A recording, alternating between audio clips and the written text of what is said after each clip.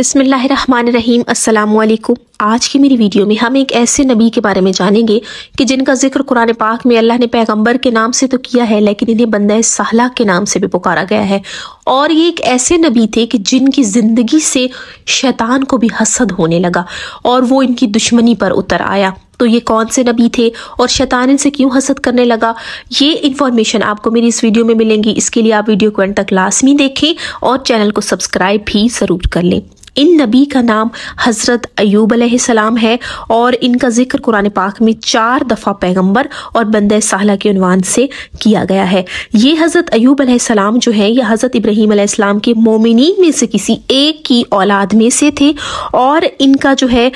5 वस्तों से ये हज़रत इब्राहीम के साथ पहुँचते हैं अपनी आल औलाद में से। इनकी वालिदा माजिदा हज़रत लूत अलैहिस्सलाम की औलाद में से थी और हज़रत अय्यूब अलैहिस्सलाम जो थे ये शाम की मारूफ सरजमीन जो है जाबिया पर दुनिया में तशरीफ लाए और बालिग होने के बाद अल्लाह ने इन्हें पैगंबरी का ओहदा दिया और ताकि वो उस सरजमीन पर रह कर लोगों को खुदा परस्ती की दावत दे। हज़रत अय्यूब अलैहिस्सलाम ने 70 साल तक इस सरजमीन के लोगों को खुदा की वहदानियत की तरफ दावत दी, लेकिन जो थे कुछ अफराद ही इन पर ईमान लाए और अल्लाह ने इन्हें बेशुमार नेमतों से नवाजा हुआ था। ये इनके पास माल मवेशी हुआ करते थे, बहुत सारी भेड़ बकरियां होती थी, गायें ऊंट थे और इनके पास हर किस्म का माल मौजूद था और अल्लाह ने इन्हें हर तरफ से जो है खुश्क साली कभी इन पर कहत नहीं आया था। ये सरसब्ज शादाब ज़मीन पर बसर थे और इनको अल्लाह ने बहुत सारी औलाद से भी नवाजा था और इनके पास बेशुमार भेड़ बकरियां थी और ये हर वक्त अल्लाह में की इबादत में रहते थे और ज़रूरतमंदों की मदद करते थे, हर वक्त शुक्र करते थे। ये इतना शुक्र करते थे कि अल्लाह को इनका शुक्र करना इतना पसंद था कि अल्लाह इन्हें और से और नवाजता जाता था। एक दिन अब जो इब्लीस था शैतान, उसने सोचा कि ये जो है हज़रत अय्यूब अलैहिस्सलाम अल्लाह के इतने करीब क्यों होता जा रहा है, उसे उनकी ज़िंदगी से अब हसद होने लगा।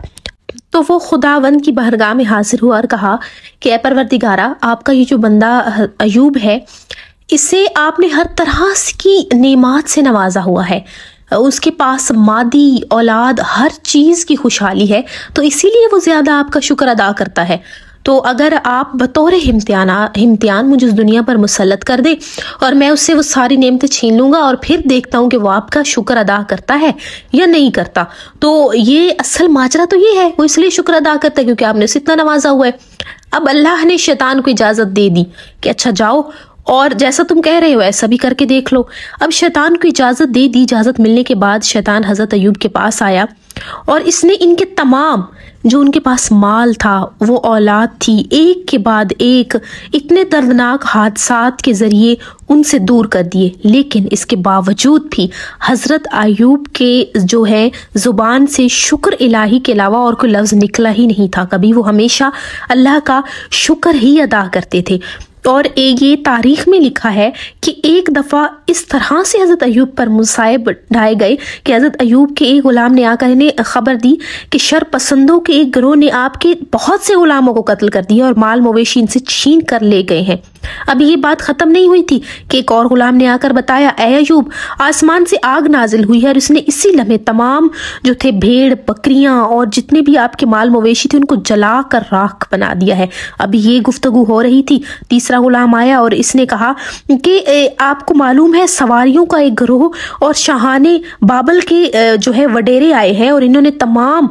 सारबानों को कत्ल कर दिया है और आपके ऊँट चुरा कर ले गए हैं और उन्होंने तमाम आपकी जो गुलाम औरतें थी उनको भी वो ले गए हैं और आपके तमाम ऊँटों को कत्ल भी कर दिया है और वो चुरा कर भी ले गए। अब इस दौरान में एक और शख्स सर में खाक डाले गिरहबान चाह किए हुए जल्दी से हज़रत अय्यूब के पास और कहा कि ऐ अय्यूब, आपके बेटे ग़िज़ा खाने में मशगूल थे कि इन पर छत गिर पड़ी और वो तमाम के तमाम मौत की नींद सो गए हैं। अब हज़रत अय्यूब ने ये सारी खबरें जब एक साथ सुनी, वो उठे और बड़े सब्र से इन्हें बर्दाश्त किया और एक आंसू तक ना निकला और वो सजदे में गिर पड़े और अर्ज़ किया, ऐ खुदा, ऐ शब रोज़ के खालिक में दुनिया के में बरहना भेजा गया था और तेरे पास भी बरहना ही वापस आऊँगा। परवरदिगार, ये सब कुछ तूने ही मुझे दिया था और अब तूने ही वापस ले लिया है। بس میں تیری رضا چاہتا ہوں۔ اب حضرت ایوب علیہ السلام، یہ تاریخ میں لکھا ہے کہ حضرت ایوب علیہ السلام کس سے جب یہ تمام مال اور ان کی اولاد جو ان کے پاس اتنی سرمایہ تھا، جب وہ سب ختم ہو گیا تو حضرت ایوب ایک سخت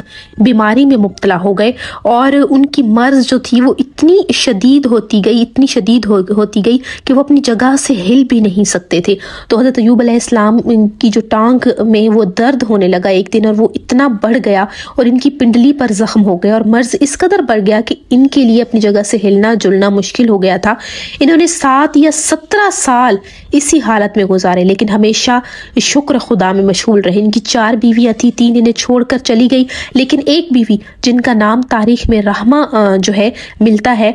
وہ ان کی وفادار رہی، اور بیماری نے اس قدر طول پکڑا کہ 7 سال اور 7 ماہ اسی حالت میں گزر گئے۔ لیکن حضرت ایوب علیہ السلام نے بڑی جرأت اور انتہائی صبر و شکر سے مصائب و مشکلات کے جو دن تھے وہ گزارے، اور نہ ان کے دل میں، نہ سوچ میں، نہ خیال میں، نہ ظاہری باطنی طور پر، اور نہ ہی کبھی زبان پر حرف شکایت لائے، اور ان کی زبان حال جو ہے وہ ہمیشہ جو ہے ان کی زبان سے شکر نکلتا تھا، اور وہ کہتے تھے پروردگار میں تیرا شکر ادا کرتا ہوں جو آپ نے مجھے آپ نے ہی دیا تھا، میں کچھ ساتھ نہیں لے کر آیا تھا، میں تو برہنہ آیا تھا اور میں برہنہ ہی جاؤں گا، اور یہ سب کچھ آپ ہی کا دیا ہوا تھا جو آپ نے واپس لے لیا ہے، اور میں اس حال میں بھی آپ کی رضا چاہتا ہوں، اور پروردگار بس آپ